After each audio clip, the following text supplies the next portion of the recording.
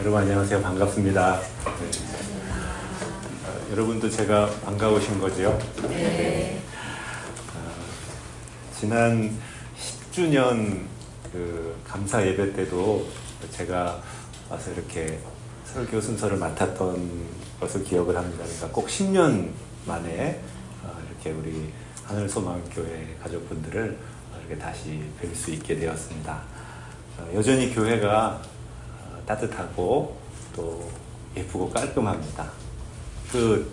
이 페인트 칠이 10년 전에 했던 그 눈물의 페인트 칠이잖아요. 그렇죠. 그런데 다시 칠하시지는 않은 거죠. 정말 교회를 잘 안과 밖을 가꾸어 오신 것 같습니다. 우리 목사님과 우리 교우분들께서. 박성일 목사님은 저한테 있어서는 가장 좋은 친구이지만 저보다도 이 목회를 먼저 시작하셨고 또 하늘소망교회도 제가 섬기는 교회보다 5살이나 많은 교회이기 때문에 사실 저는 늘 그 뒤를 따라가는 입장이거든요. 그런데 제가 이렇게 교회의 중요한 이렇게 시기마다 와서 설교를 할 수 있게 되어서 개인적으로 너무 이렇게 감사하기도 하지만 얼마나 말씀 전하는 것이 지금 부끄러운지 모릅니다. 저는 무엇보다 먼저 오늘은 정말 우리 하나님께서 영광을 받으셔야 한다라고 생각합니다. 지난 20년간 우리 하늘 소망교회와 함께 해주셨고 또 이곳에서 우리 목사님과 성도들이 하나님 앞에 진심으로 드리는 예배를 하나님께서 받아주셨습니다. 여기까지 인도해 주신 하나님께 우리 모두가 정말 감사와 영광을 돌려야 한다라고 생각을 합니다. 그리고 우리 교인들께도 또 축하와 격려를 드리고 싶습니다. 특별히 지난 20년 그 짧지 않은 시간을 수일처럼 여기며 목양의 수고를 아끼지 않으신 우리 박성일 목사님 또 우리 정수정 사모님 너무 수고가 많으셨습니다. 우리 주님께서 목사님과 사모님께서 그동안 흘린 땀 닦아주시고 칭찬해 주시길 바랍니다. 제가 10주년 때도 와서 이렇게 인사를 했는데 오늘 또 한 번 하려고 합니다. 친구야 수고했다. 우리 하늘소망교회 가족분들도 참 수고하셨습니다. 그래서 오늘 오래간만에 반갑게 만나신 분들도 계시고 또 매주 보시는 얼굴도 있을 텐데 우리 한번 좌우에 계신 분들 서로 좀 인사하고 또 격려하고 축복했으면 좋겠습니다. 수고 많으셨습니다. 인사도 하시고 네 반갑습니다. 인사도 하시고 요즘은 또 그렇게 인사한다면서요. 폭삭 소가수다 그렇게 인사한다는데 그렇게 인사도 나눠주시면 좋겠습니다. 오늘 설교를 준비하다가 며칠 전에 박성일 목사님께서 페이스북에 쓰신 글을 봤습니다. 제가 마지막 부분을 한번 읽어보겠습니다. 꼭 그렇게 아무것도 아닌 것 같으나 주께서 함께 하시는 교회로 20년이라는 시간 동안 이곳에서 버텼습니다. 다들 놀랍니다. 이번 주일에 오시는 분들도 아마 다 놀랄 겁니다. 이런 지하실에서 20년이라니 이런 글을 쓰셨습니다. 글을 보면서 마음이 뭉클하다가 또 눈물이 나면서 제가 어렸을 때 신앙생활을 했던 교회가 생각났습니다. 지금까지 저의 기억 속에 남아있는 가장 좋은 교회, 가장 아름다운 교회는 지금 제가 담임하고 있는 그런 교회도 아니고요. 제가 어렸을 때 신앙생활하고 하나님을 만났던 저의 모 교회입니다. 제가 살던 동네 어느 작은 상가 지하실에 있었던 개척교회였습니다. 그 상가 지하 계단으로 이렇게 내려오는 느낌이 좀 비슷한 것 같아요. 그 계단 내려오면 딱 뭐가 보이냐면 지하로 딱 내려오면 교회가 보이는 게 아니라 제법 큰 맥주집 화려한 조명, 문이 얼마나 멋있었는지 몰라요. 독일 같은 데 가면 있는 그런 문 조명을 딱 해놨거든요.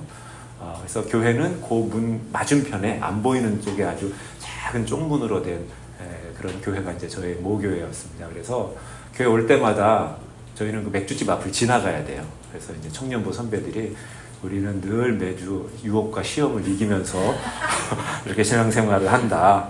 눈 돌리지 마라. 뭐 소금 기둥 된다. 뭐 막 이런 이야기 하면서 교회를 가곤 했습니다. 그 이제 맞은편에 이제 교회 예배당 들어가는 아주 작은 나무로 된, 예전에 왜 베니다 합판이라 그러죠. 요즘 같이 이렇게 좋은 문이 아니라 그런 이렇게 작은 문으로 된 문을 딱 열면 이제 저희 교회 다만 예배실이 있었는데요. 저는 지금도 너무 생생한 기억들이 많습니다. 어떤 기억들이 있냐면, 분명히 이제 지하로 계단 내려가면 물리적인 조명은 어두워지잖아요. 하지만 분명히 한 계단 한 계단 내려갈수록 조명이 어두워지지만, 그렇게 한 계단 한 계단 내려갈수록 알 수 없는 빛이 이렇게 저를 환하게 감싸는 것을 느끼곤 했습니다. 그러니까 내려갈수록 환해지는 것이죠. 그리고 여러분, 지하라는 곳이 되게 좀 때로는 습하고 좀 쾌쾌한 냄새가 나잖아요. 저희 교회도 그랬어요. 근데 그 작은 예배당 문을 열고 교회로 딱 들어가면 거기는 이 세상에서 가장 따뜻하고 가장 온화한 공기가 흐르는 곳이었습니다. 그러니까 저는 제가 다녔던 그 작은 교회의 예배당 문을 어떻게 표현을 하냐면, 전혀 다른 세상으로 들어가는 입구였다라고 저는 지금도 생각을 하거든요.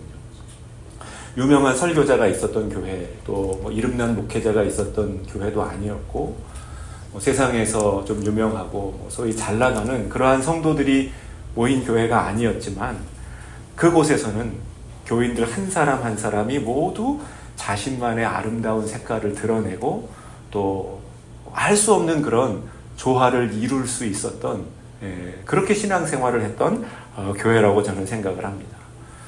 물론 뭐 늘 아름답고 행복한 모습만 있었던 건 아니죠. 지지고 볶고 뭐 또 싸우고 뭐 매일같이 시험 드는 일이, 뭐 누구 때문에 시험 들었다, 목사님 때문에 시험 들었다, 너 때문이다, 뭐 지지고 볶고 싸우는 일이 일상이었지만, 그래도 싸움보다 훨씬 더 자주 화해하면서, 말 그대로 신앙이라는 것은 곧 가족이 되어가는 것이다 라는 것을 배울 수 있었던 교회였습니다. 생각해보면 그럴 수 있었던 것은 그곳에 있었던 사람들이 특별했기 때문이 아니라 그곳에 하나님이 계셨기 때문이다라고 저는 그렇게 믿습니다. 여러분, 하나님 한 분 계시면 그러면 교회는 그때부터 교회로서 완성이 되는 겁니다. 우리 하늘소망교회도 조금 더 다르지 않았을 것이라고 생각합니다. 하나님을 교회와 삶의 중심으로 모시고, 이곳은 우리가 살아계신 하나님을 만나고 예배하는 곳이다 라고 하는 믿음으로 20년을 오셨을 거라고 생각을 합니다. 그런데 여러분, 앞으로도 그 믿음을 잃어버리지만 않는다면 이곳에서도 여러분은 지금까지처럼 세상에서는 볼 수 없는 빛을 보고, 또 세상과는 다른 공기로 호흡하면서 서로의 아름다운 색을 발견하고 서로 물들어가는 그러한 교회가 되어갈 줄로 믿습니다. 네. 감사합니다. 제가 이게 좀 눈물이 막 나는데요. 여러분은 아무렇지도 않으신데 저 혼자 지금 눈물 콧물을 다 쏟고 있어서 이것도 참 놀라운 현상 아닌가 생각을 합니다. 감사합니다. 박성일 목사님과 저를 신학교 다닐 때부터 지도해 주셨던 은사와 같은 목사님이 계십니다. 이제 몇 년 전에 별세하셨는데, 처음 이제 박성일 목사님이 이제 교회 개척할 마음을 가지셨을 때 이제 그 목사님을 한번 같이 찾아뵌 적이 있습니다. 제가 너무 존경하고 저희가 어렸을 때부터 지도해 주셨던 목사님이셔서 이제 교회를 개척하려고 합니다 하면 조언도 해주시고 또 기도도 해주신다고 하셔서 이제 저희가 찾아뵈었습니다. 그때 이제 목사님께서 해주셨던 말씀이 여러 말씀이 있었는데, 그 중에서 제가 지금도 기억하는 그 부분이 뭐냐면, 아마 박성일 목사님도 기억하실 겁니다. 목사님이 뭐라 그러셨냐면 너무 의외의 말씀을 해주셨어요. 박 목사, 교회는 말이다, 얼마든지 접을 수 있는 곳이다 라는 말씀을 해주셨어요. 교회라고 평생 해야 되는 것 아니고 얼마든지 접을 수 있는 곳이니까 믿음으로 시작하고 기도로 시작하되 그런 생각도 한켠에는 가지고 있어야 한다라고 목사님 말씀하셨습니다. 그러니까 의외였죠. 하나님 함께 해주시면 교회로서 뭐 이런 말씀을 기대했는데 목사님께서 그렇게 이야기를 해주셨습니다. 생각하면 생각할수록 많은 의미를 가지고 있었던 그런 조언이었다라고 생각을 합니다. 아마 우리 그 목사님 살아계셨다면 아마 박 목사님 보고 그러셨을 것 같아요. 내가 틀리고 네가 맞았다. 아마 그 목사님 이렇게 그 독특한 톤이 있는데 아마 그렇게 말씀을 해주셨을 것 같습니다. 그렇게 20년을 버텨냈다. 우리 박 목사님, 하늘소망교회 우리 신앙 가족들 참 대단하시고 참 훌륭하시다라고 생각을 합니다. 버티는 게 은혜다. 버티는 게 실력이다. 뭐 그런 이야기 많이 들어보셨을 겁니다. 근데 저는 그게 바로 우리 하나님의 성품이고 우리 예수 그리스도의 마음이다라고 생각을 하고 그 성품과 마음을 가진 목회자와 성도들이 있기 때문에 20년이 가능했다라고 저는 생각을 합니다. 신약성경 누가복음 13장을 보면 재미있는 예수님의 비유가 한 가지 등장을 합니다. 어떤 사람이 포도밭에 무화과 나무를 가져다 심는 이야기입니다. 두 나무가 등장을 하죠. 포도나무라고 하는 나무가 등장을 하고 무화과 나무가 등장을 합니다.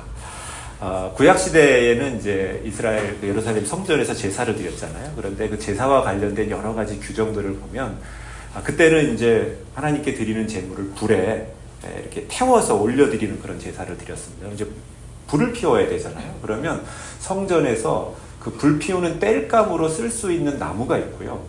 이런 나무는 절대로 땔감으로 쓰면 안 된다라고 딱 정해두는 나무가 있었습니다.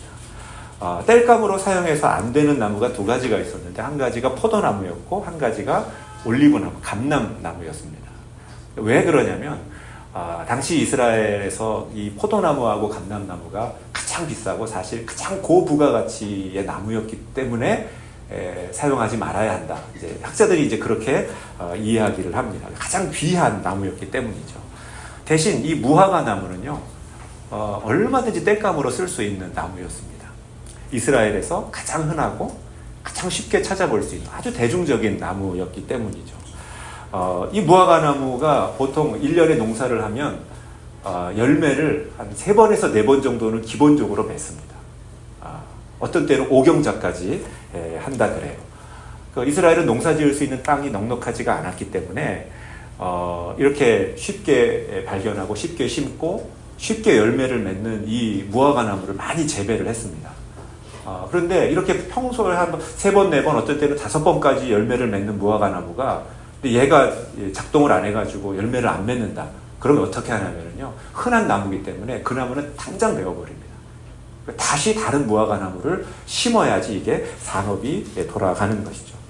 근데 이제 그 누가복음 13장에 나오는 예수님의 비유가 얼마나 엉뚱하냐면 어떤 사람이 그 귀한 포도나무를 키우는 포도밭에다가 흔하디 흔한 무화과 나무를 옮겨다 심었다라는 겁니다.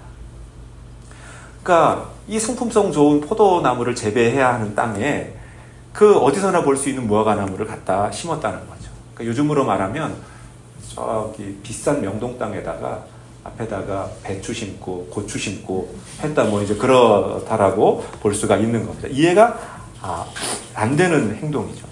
근데 문제가 뭐냐면 그렇게라도 심으면 얘가 한 3번, 4번 정도는 이렇게 돌아줘요. 3바퀴, 4바퀴 정도는 해줘야 되잖아요. 그런데 그렇게 심었는데도 얘가 열매를 전혀 맺지 못합니다. 그런데 이 주인이요, 포도원 주인이 이 열매 맺지 않는 무화과 나무를 3년을 내버려 둡니다. 3년을 그냥 지켜봐요. 1년에 3번, 4번 열매를 맺을까? 안 맺어요. 이거를 이제 3년을 참습니다. 인내심이 대단하죠. 그러니까 사람들이 주변에서 얼마나 뭐라고 했겠어요. 저거는 안 된다. 쟤는 잘라야 된다. 뽑아내고 다른 나무 심어야 된다. 라고 얼마나 이 주인을 향해서 뭐라고 이야기를 했겠습니까? 그런데도 이 주인이 꼭 참다가요. 3년 참고는 도저히 안 되겠다 싶었나 봐요. 드디어 이제 칼을 뽑습니다. 안 되겠다. 갈아야 되겠다. 뽑아내야 되겠다. 라고 이야기를 할 때 그 포도원 주인보다 더한 사람이 나타나요. 그 포도원에서 실제로 농사를 담당하는 청지기가 와서 주인을 말립니다. 우리 조금만 더 해봅시다. 조금만 더 기다리면 얘가 열매를 낼 것 같으니까 주인님, 이거 지금 뽑지 말고, 지금 잘라내지 말고, 저한테 한 번 더 맡겨주시면 제가 조금 더 잘 가꿔보겠습니다. 제가 조금 더 잘 키워보겠습니다. 한 번 더 농사 지어봅시다. 라고 이야기를 합니다. 제가 섬기는 교회, 저 이제 시골에서 있기 때문에요. 아까 저기 새벽에도 온다 그랬던 게 서울에서 불러주면은 뭐 새벽이 아니라 밤 자정 꼭대기에도 저 다 올라옵니다. 이렇게 서울 구경할 겸 해서. 근데 저희 교회에 배농사, 배과수원 하시는 권사님이 계셔요. 근데 그 권사님 보면 그 농사가 참 힘들잖아요. 매번 막 무릎에 주사 맞으시고 발목에 주사 맞으시고 하면서 농사를 힘들게 농사를 지으세요. 그래서 맨날 뭐라 그러시냐면 올해까지만 해야지. 목사님 진짜 올해까지만 할 거예요. 하고는 가면 또 주사 맞고 농사 짓고 계시고 또 주사 맞고 농사 짓고 계셔요. 그래서 그 권사님이 저한테 해주신 이야기가 있습니다. 그 농사에 대해서. 뭐라고 이야기해 주냐면, 목사님, 농사는 하나님하고 동업하는 직업이에요. 그런 이야기를 해주셨습니다. 그러니까 내가 혼자 노력한다고 이게 다 기대한 수확을 얻을 수 있는 것도 아니고, 이게 하늘에 딸린 부분이 51%라는 거예요. 그래서 그 목사님, 농사는 제가 해보면 해볼수록 느끼는데 이거 하나님하고 동업하는. 그 얘기를 들으면서 이게 약간 우리 업계하고 좀 생태가 환경이 좀 비슷하다, 이런 생각이 좀 들기는 들었습니다. 여러분, 제가 지금까지 이렇게 들려드린 그 누가복음 13장에 나오는 그 비유는 하나님께서 이처럼 바보스러운 분이라는 것을 우리에게 가르쳐 줍니다. 근데 생각해 보면 여러분, 이 사랑이라는 게 원래 그럴 수밖에 없는 것 아닌가라는 생각이 듭니다. 왜 그러냐면, 여러분, 이 세상에 존재하는 많은 사랑의 형태들이 있잖아요. 그런데 그런 걸 생각을 해보면 모든 사랑이 아주 중요한 원리가 있습니다. 그게 뭐냐면, 더 많이 사랑하는 쪽이 더 약자가 될 수밖에 없는 그러한 진리가 있습니다. 사랑에. 그러니까 하나님께서 우리를 사랑하시기 때문에 참아주시는 것이고, 기다려주시는 것이고, 기회를 주시는 것이고, 열매 맺을 때까지 끊임없이 아낌없는 사랑과 은혜를 베풀어 주시는 것이죠. 그래서 여러분, 우리 안에 이 하늘소망교회와 하늘소망교회 우리 성도들 안에 그러한 믿음이 있고 그러한 사랑이 존재한다면 여러분, 교회는 평생 자라가는 겁니다. 우리 성도들의 신앙은 평생 성숙의 여정을 이렇게 겪게 되는 것이죠.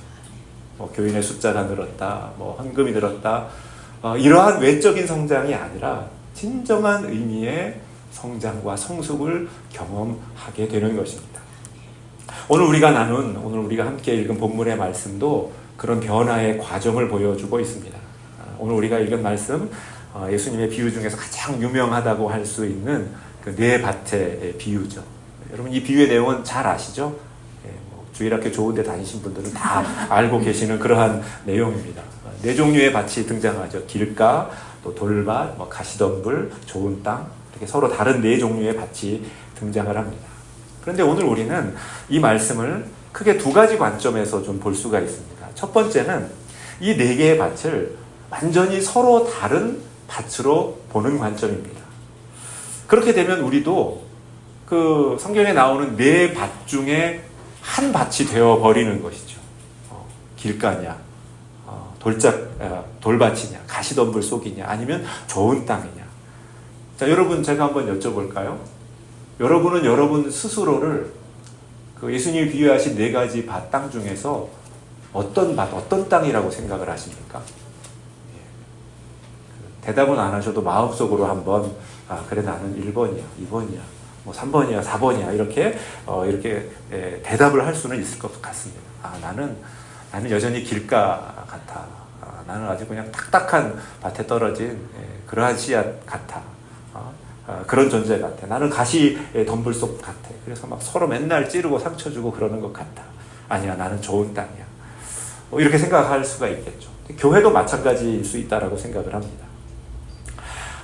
그런데 여러분, 내가 만약에 그렇게 딱 골랐는데 내가 좋은 밭이 아니면 어떻게 되는 겁니까? 내가 속해 있는 우리 신앙 공동체, 교회가 그런 막 열매 맺는 좋은 땅이 아니라고 생각하면 그때부터는 우리는 어떻게 신앙생활을 해야 되는 것이죠? 그래서 이 네 가지 밭에 대한 말씀에 대한 그 두 번째 관점과 태도가 있는데요. 저는 이 두 번째 관점과 태도를 좀 우리가 잘 기억해야 한다고 생각을 합니다. 그것은 오늘 말씀에 등장하는 네 가지 밭이 고정된 서로 완전히 다른 네 밭이 아니라 한 곳의 밭이 서로 다른 네 가지 상태로 계속해서 달라질 수 있고 변화되어 간다라고 하는 그러한 관점이 있습니다. 그러한 해석이 가능한 이유는 당시 이스라엘의 농업 환경 때문에 그렇습니다. 예수님 당시에 이스라엘 땅의 농사는 그 농사 지을 수 있는 땅이 부족했고요. 그리고 이제 이스라엘 사람들이 살던 곳이 평야 지역보다는 산간이나 이렇게 비탈진 곳에 많이 살았습니다.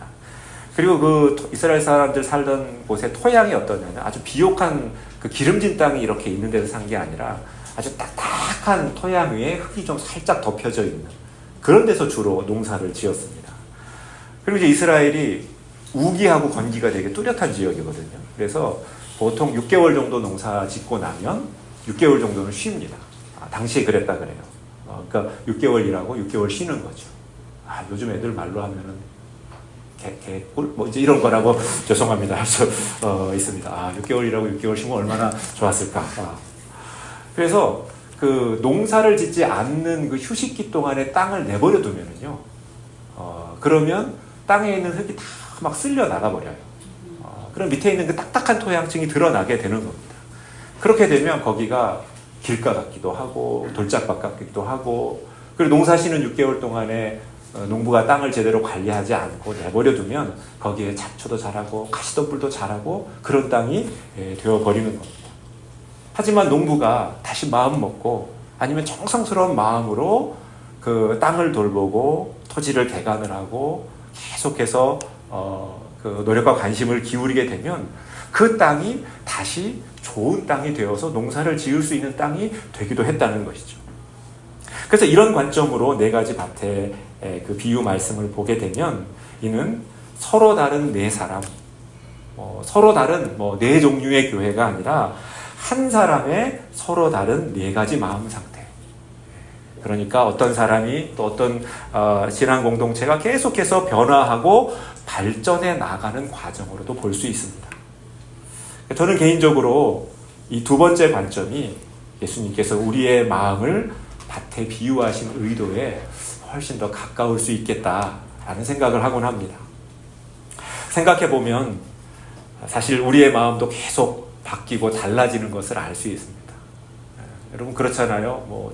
저도 목사이지만 목회자이지만 저의 신앙이 계속해서 이렇게 우상향을 해 나가는 것은 아니거든요. 어떤 때는 성장하는 것 같다가 어떤 때는 다시 내리막길을 걷는 것 같다가 어떤 때는 성도들보다 못한 부끄러운 모습일 때도 있고 또 어떤 때는 다시 돌이키고 또 하나님 은혜에 철저하게 의지하는 그러한 다양한 변화들을 무수히 반복하면서 지금까지 살아왔다라고 할 수 있습니다. 아마 우리 하늘소망교회 성도들도 마찬가지일 거라고 생각을 합니다. 어떤 날은 정말 하나님 말씀 듣는 게 너무나 은혜가 되고 또 감사하고 말씀이 너무나 잘 들리는 때가 있고 어떤 날은 이 핑계를 댈까 저 핑계를 댈까 하면서 도망가고 또 듣기 싫고 가기 싫고 하는 그러한 날도 있었을 것이고 어떤 날은 교회와 성도들 생각하면 감사가 넘치고 행복한 날들이 있었을 것이고 또 어떤 날은 너무 짜증이 날 때도 있었을 것이고 우리의 마음도 또 우리가 속한 교회들도 어떤 날은 길가였다가 어떤 날은 돌밭이었다가 어떤 날은 서로에게 가시처럼 날카로워지는 때가 있습니다. 하지만 여러분 오늘 저와 여러분에게 들려주시는 예수님의 말씀은 우리가 처음부터 좋은 땅은 아니더라도 계속해서 좋은 땅이 되어가라는 그러한 부탁, 그러한 말씀입니다.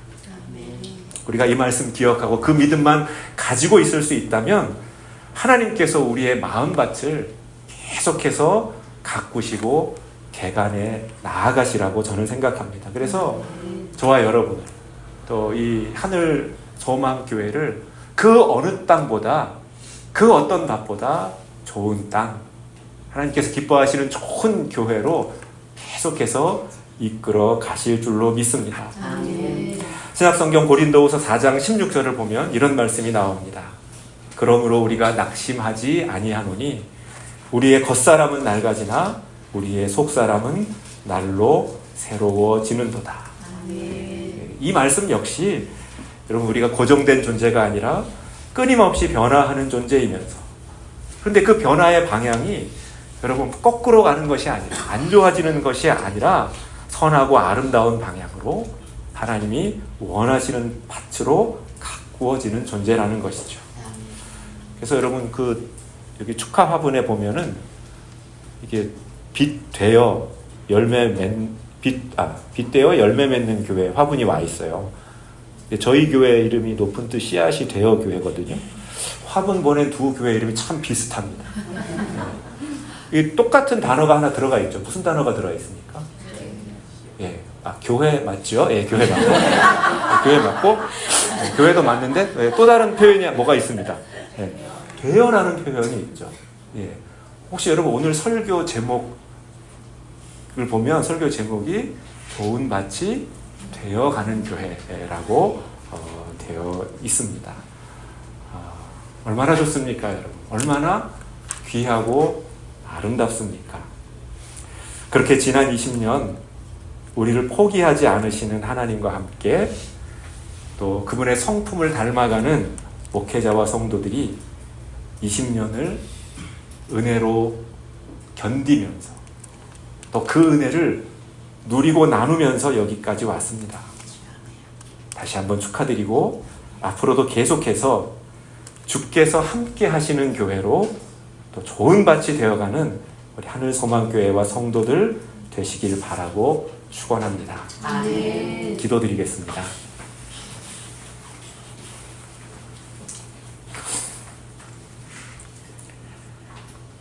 사랑의 주 하나님, 지난 20년간 우리의 삶과 또 하늘소망교회의 주인 되어 주셔서 연약할수록 귀히 여겨주시고 우리의 부끄러움을 가려 오히려 아름답게 하시고 결국은 열매 맺는 좋은 밭이 되도록 이곳까지 이끌어주시는 은총에 감사와 찬송을 올려드립니다. 이 모든 영광 주님 홀로 받아 주옵소서. 저희들 지금까지의 걸음을 인도해 주신 그 은혜를 기억하기에 그 믿음에 의지하여 이제부터 다시 한 걸음 나아갑니다.